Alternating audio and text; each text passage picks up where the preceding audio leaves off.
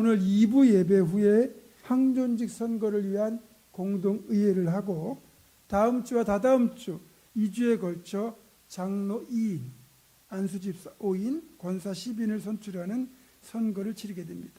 오늘은 항존직 선거를 앞두고 우리가 어떤 마음으로 선거를 치르고 어떤 분들을 선택해야 하는지를 최초의 항존직 선거가 기록된 사도행전 6장 말씀을 통해 살펴보도록 하겠습니다.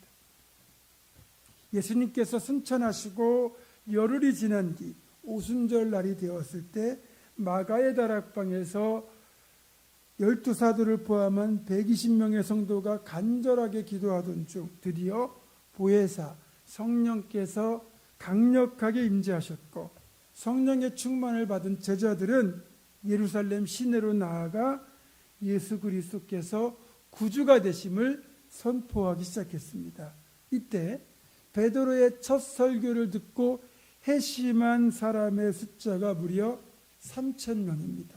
이후에도 5,000명이 회심하는 역사도 나타나면서 최초의 교회인 예루살렘 교회는 단기간에 수천 명이 모이는 초대형 교회로 성장합니다. 그 과정에서 성도들의 헌신으로 모든 것을 유무상통하는 지상 천국을 실현하기도 했죠. 이렇게 아름다운 성장을 지속하던 예루살렘 교회였지만 어느 순간부터 문제점이 드러나기 시작했습니다. 이제 교회에 들어온 헌금을 활용해서 교회 공동체 내에 살고 있던 어렵게 생활하고 있는 과부들을 돕는 사역을 하고 있었는데 의도하지는 않았지만 이상하게도 헬라파 출신의 과부들만 자꾸 구제해서 누락이 되는 겁니다. 예루살렘이나 유대 땅에 살던 사람들, 즉 가나안 본토에 살고 있던 유대인들 중에 예수 믿는 사람들을 히브리파라고 부르고 외국에서 태어나 생활하다가 예루살렘으로 돌아와서 신앙생활하는 성도들을 헬라파라고 구분을 했는데 아무래도 헬라파는 소수고 히브리파가 다수겠죠. 그러다 보니 헬라파에서는 구제에서 헬라파 과부들이 누락된 것이 히브리파에 비하여 자기들이 소수파였기 때문에 소외당하고 있다, 차별당하고 있다라는 생각이 있었던 것 같습니다. 의도하지는 않았던 건데 어쨌든 결과는 그렇게 드러났습니다. 사실 이것을 사도들의 잘못이라고 할 수는 없습니다.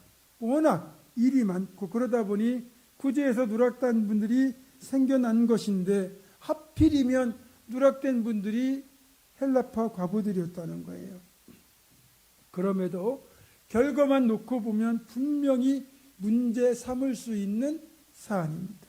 따라서 이 문제를 해결하려면 이런 문제가 발생한 원인부터 찾아야 할 겁니다. 자, 그 원인 첫 번째는 과도한 사역이었습니다. 보세요. 공동체는 폭발적으로 성장했는데 이 초대형 교회를 이끌어가는 그리고 이끌어가고 관리하는 일은 오로지 12사도만으로 감당하고 있었습니다. 숫자에 비하면 12사도만으로 감당하기에는 거의 불가능한 일이었다고 할 수 있습니다. 그러니까 우리가 예를 들어서 10,000명이 출석하는 초대형 교회들이 한국에도 여러 교회가 있잖아요. 그런 교회는 부목사 숫자만 해도 수십 명입니다. 그리고 전도사, 교육전도사, 그리고 행정직원, 관리직원들 또 이런저런 일을 하는 사람들까지 하면 100여 명이 넘는 인력들이 교회 공동체를 위해서 그렇게 유급으로 헌신합니다. 근데 예루살렘 교회도 10,000명에 가까운 초대형 교회인데 12사도만으로 운영한다는 게 얼마나 어려운 일이겠습니까? 초기에는 열정에 넘치던 사도들도 이렇게 과도한 사역으로 인해 지쳐가고 있었고 그만큼 빈틈이 생기고 균열도 심해지고 있었던 겁니다. 사실 예루살렘 교회는 이 문제가 불거지기 전까지만 해도 교회 행정과 사역, 목회까지 주먹구구식으로 해왔습니다. 120명의 성도로 시작할 때만 해도 12사도로 충분히 감당할 만한 규모였지만 교회가 성장하면 성장할수록 그 성장의 규모에 맞춰 효과적이고 체계적인 관리 체계, 즉 시스템을 만들어 운영해야 했던 겁니다. 세상에 있는 수많은 기업, 조직, 공동체는 이런 시스템이 정말 잘 되어 있습니다. 그건 짧게는 수십 년, 길게는 수백 년을 이어오면서 수많은 시행착오를 거쳐서 가장 합리적이고 효율적인 체계를 찾아내고 그것이 이런 결과로 증명이 된 거예요.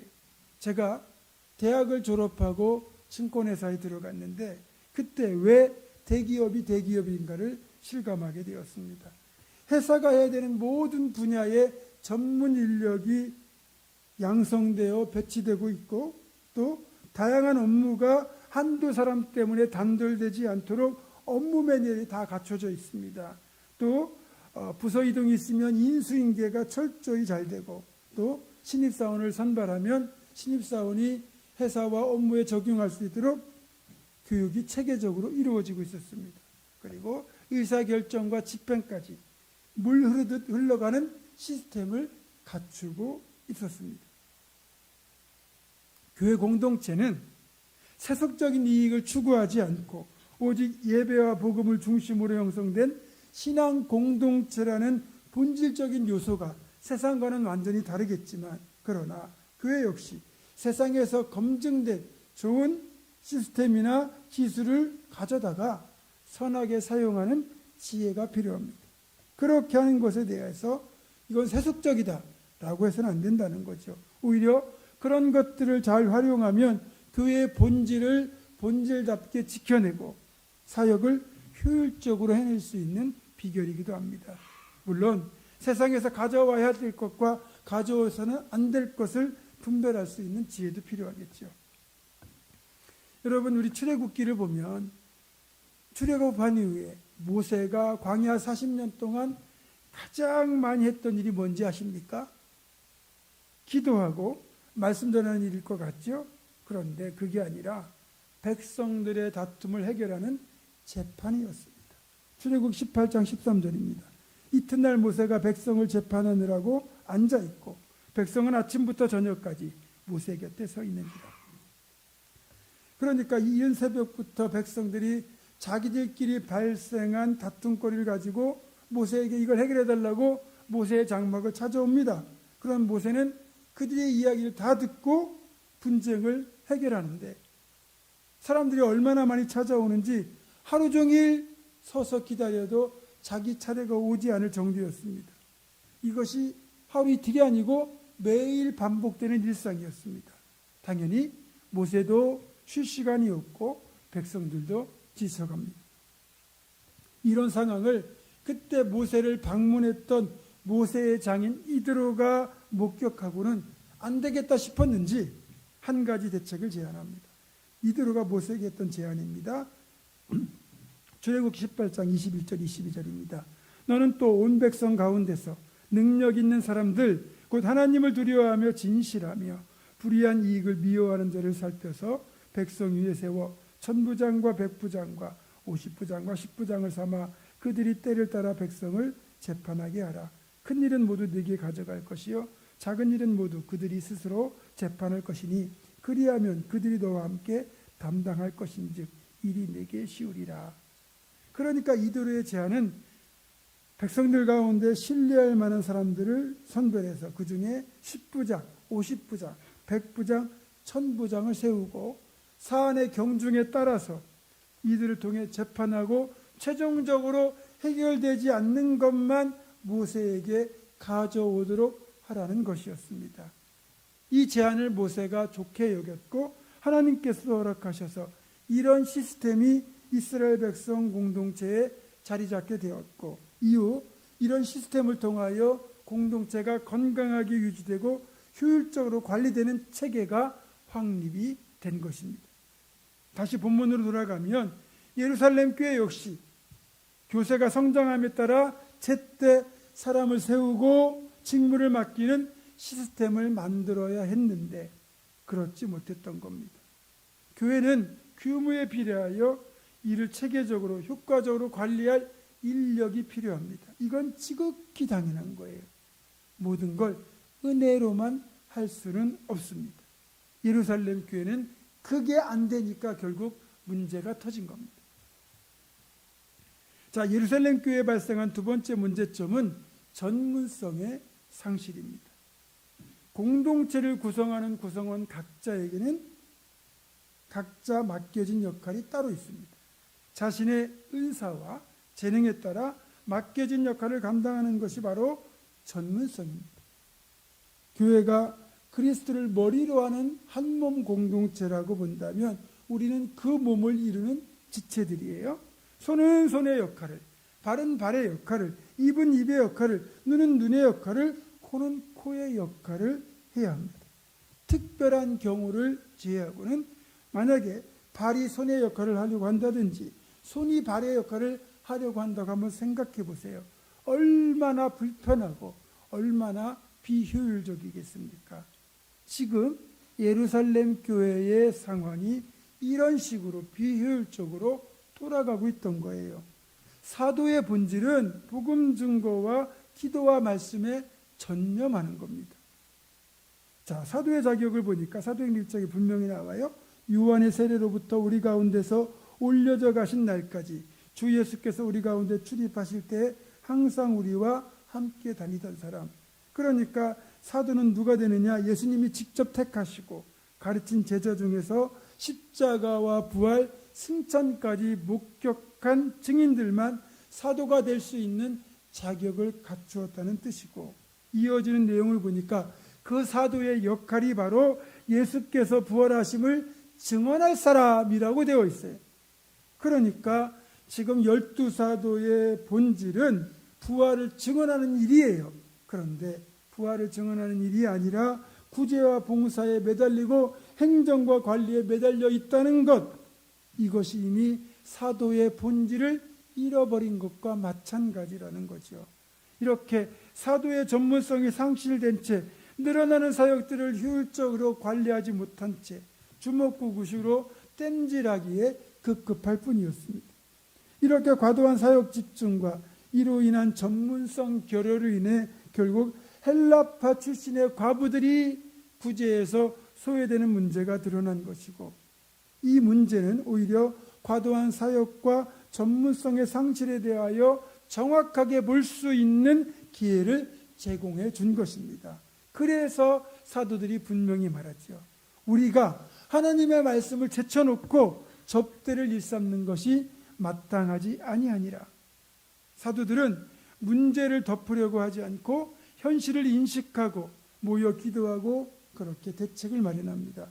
그들이 얻어낸 결론은 이제 구제와 봉사 같은 사역들을 맡아 섬길 직분자, 즉 항존직을 따로 세우자는 해결책이었습니다. 그렇게 되면 사도들은 설교하는 것, 기도하는 일에 전념하고 이를 제외한 다른 영역의 사역들을 항존직들이 감당하도록 하자라는 것이었죠. 이렇게 항존직을 세워 그들에게 해당 사역을 맡기기로 결정하면서 사도들은 이제 자신들이 전문성을 되찾겠다고 선언합니다. 우리는 오로지 기도하는 것과 말씀 전하는 일에 힘쓰리라. 아멘. 아주 지혜롭고도 현명한 결정이었습니다.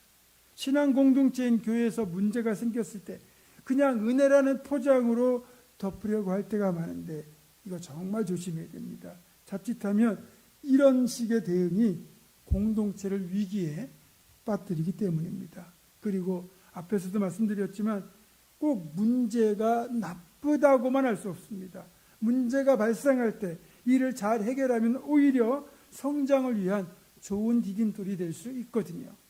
자, 그렇다면 사도들이 맡아서 하던 봉사와 섬김의 일을 전담하게 될 항존직을 선택하는 기준을 보도록 하겠습니다. 아무나 항존직으로 뽑을 수는 없는 거죠. 일단 본문에서 제시된 선택의 기준은 크게 세 가지였는데, 첫 번째가 성령이 충만한 사람, 두 번째가 지혜가 충만한 사람, 세 번째가 칭찬받는 사람입니다.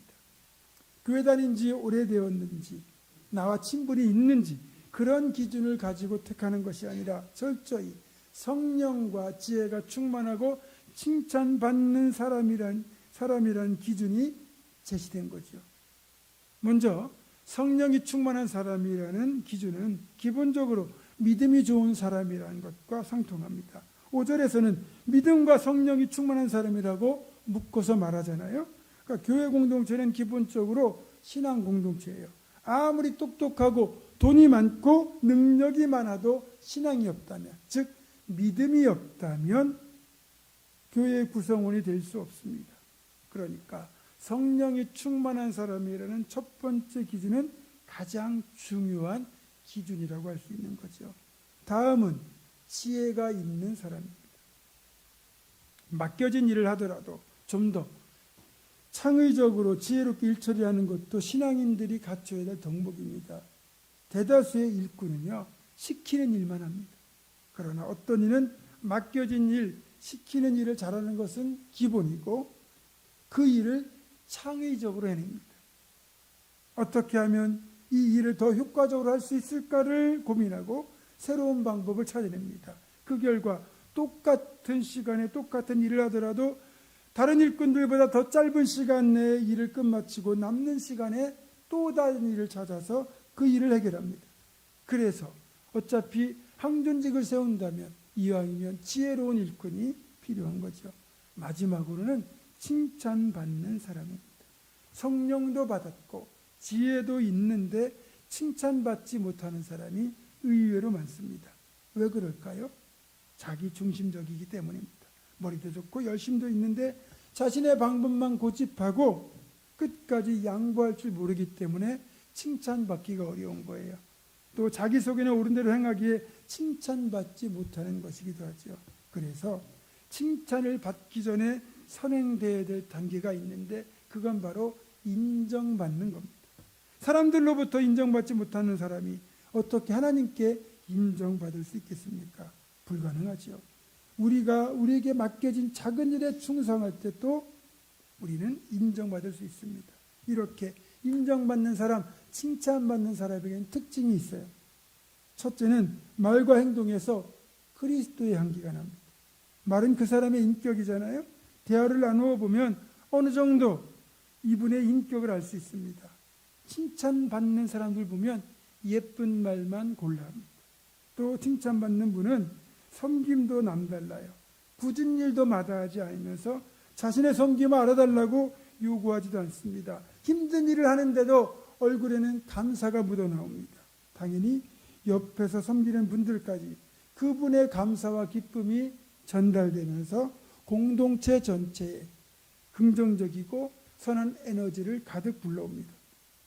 물론 이분들이 이렇게 할 수 있는 비결은 사람 보지 않고 오직 하나님 한 분만 바라보기 때문이죠. 남이 알아주든지 안 알아주든지 상관없이 그저 주님을 위해 공동체를 위해 묵묵히 섬기는 분들이다, 이렇게 말할 수 있습니다.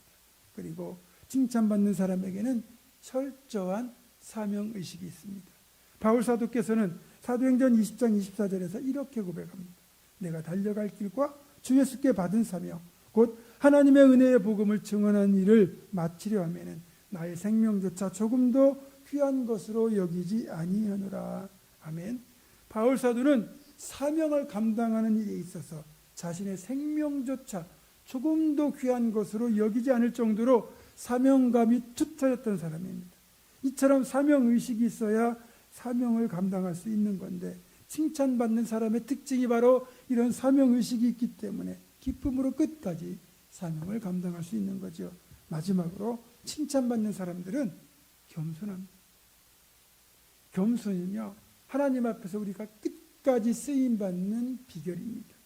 처음에는 정말 겸손하고 순수했는데 시간이 지나다 보니 조금씩 자신감이 생기고 인정을 받잖아요. 근데 나도 모르게 교만해질 수 있다는 거예요. 그래서 우리에게는 누가복음 17장 10절에 나오는 종의 자세가 필요합니다. 이와 같이 너희도 명령받은 것을 다 행한 후에 이르기를 우리는 무익한 종이라 우리가 하여야 할 일을 한 것뿐이라 할지니라. 아멘. 이 말씀처럼 하나님, 저는 아무것도 아닌데 나 같은 부족한 사람 사용하셔서 이런 일을 맡기시고 이루시니 그쵸, 감사할 뿐입니다. 이렇게 고백하는 우리가 되기를 주님의 이름으로 축원합니다. 자, 그러면 이렇게 이제 예루살렘 교회 내에서 성령과 지혜가 충만하고 칭찬받는 사람 7명이 성도들의 선택을 통해, 물론 그 손길을 인도하신 분은 하나님이시겠죠. 7명이 선출되었는데 그 명단이 오늘 보면 5절과 6절에 실려 있습니다. 온 무리가 이 말을 기뻐하여 믿음과 성령이 충만한 사람 스데반과 또 빌립과 브루고르와 니가노르와 디몬과 바메나와 유대교에 입교했던 안디옥 사람 니골라를 택하여 사도들 앞에 세우니 사도들이 기도하고 그들에게 안수하니라. 아멘. 여기 지금 스데반을 포함한 7명의 집사가 선출됐잖아요. 여러분, 학자들의 연구에 따르면 이 7명 집사 모두가 히브리파가 아닌 헬라파 출신의 성도였답니다. 다수인 히브리파 성도들이 헬라파 사람들이 소외되지 않도록 오히려 헬라파를 더 챙겨주었다고도 볼 수 있습니다. 어쨌든 이렇게 항존직을 세운 이후의 결과는 또 어땠을까요? 4장 7절입니다. 6장 7절입니다. 하나님의 말씀이 점점 왕성하여 예루살렘에 있는 제자의 수가 더 심히 많아지고 허다한 제사장의 무리도 이 도에 복종하니라.